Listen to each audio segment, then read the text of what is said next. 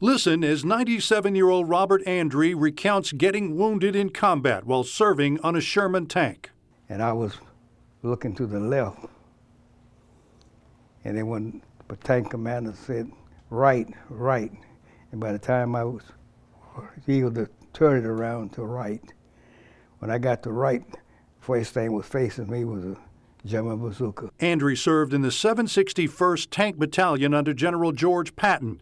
The unit was made up of mostly African-American soldiers, finally called up to combat in 1944. They called themselves the Black Panthers.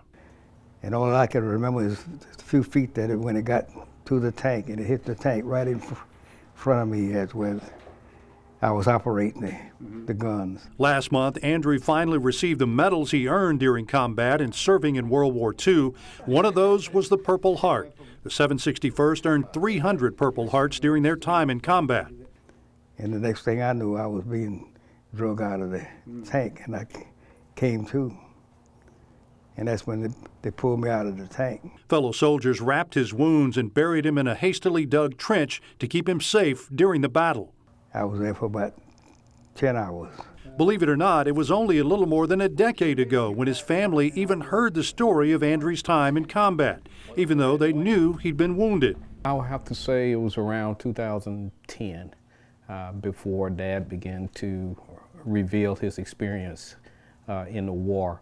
Andry kept the story to himself from 1945 to 2010, 65 years, from raising 8 kids and several careers before retiring. Even today, we continue to hear new parts of the story. One of the things that may have drawn vets like Andry to talk was participating in Honor Flight South Alabama, which flew Andry and hundreds of other vets to see their memorial in Washington.